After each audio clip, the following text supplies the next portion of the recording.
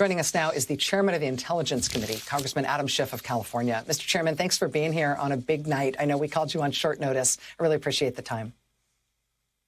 It's not a pleasure to be with you, but good to be with you nonetheless.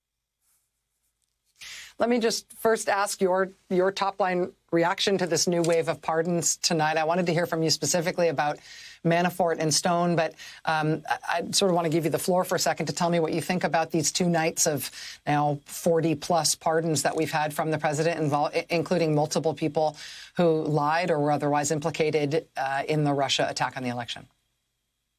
Well, let me start by amending something you said. He's not trying to make all those convicted by Mueller go away. Only those who cooperated with Mueller don't pass.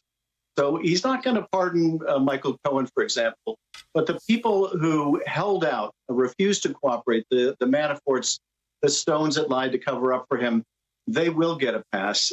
So it's worse than trying to make the investigation go away. It's merely about paying back those who lied for him, those who refused to cooperate for him. It's a direct assault on the rule of law. It's also the worst form of cronyism and self-interest at work. But I have to tell you, Rachel, that while I probably should be most offended by the convictions in the Russia investigation, I'm most offended by the pardons in the Iraq war crimes. Because here you have the absolute worst of America, followed by the best of America, then tragically followed by the worst of America again. The worst in private contractors murdering innocent civilians in Iraq.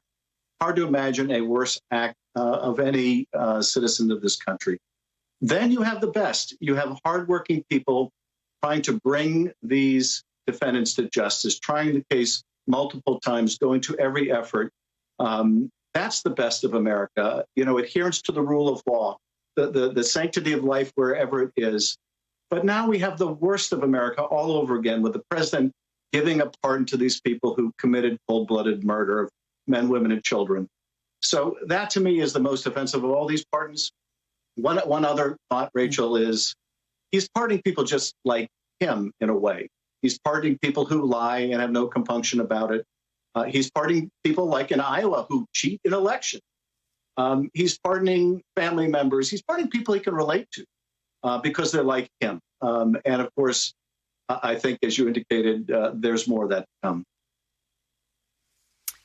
I was intrigued by a case made in sort of detail tonight by Andrew Weissman, who, of course, is best known for his work with the Mueller investigation, but has held senior roles at the FBI and the Justice Department, including serving as general counsel of the FBI.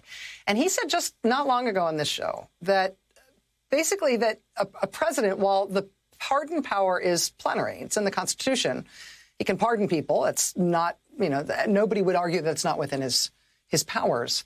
He can't do so as part of committing another crime. He can't do so for a corrupt purpose. If it turns out that the president gave out any of these pardons in exchange for a thing of value, in exchange for some kind of bribe, or if somebody in his administration was paid to recommend these pardons to the president, since it seems like none of these appear to have gone through the pardon attorney process at the Justice Department. If it turns out that the president explicitly rewarded people with a pardon specifically because they lied to investigators in order to obstruct an inquiry that pointed at criminal behavior by the president, is any of that something that can be corrected or litigated in the future? Is the president able to do that at will? No, he's not. And I agree with Mr. Weissman. You can't give a pardon as part of a corrupt criminal scheme. You can't give a pardon as part of a bribe. For example, I will make illegal campaign contributions if you will pardon me. And so if that was the case, if there was explicit enough an agreement, you could prosecute Donald Trump when he left office. I guess the more difficult legal question is, does it have the effect of nullifying the pardon? It may not. But it still may expose the president prosecution. It may expose the recipient of the pardon for the prosecution for other crimes, including that corrupt scheme.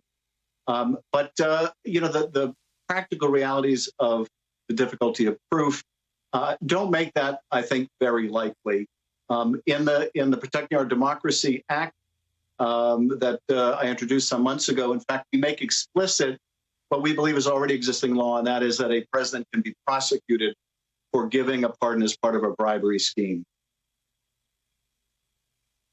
Congressman Adam Schiff, the chairman of the Intelligence Committee in the House. Sir, thank you for talking to us tonight. I know this is a really busy time, and this was late-breaking news. Thanks for helping us understand it.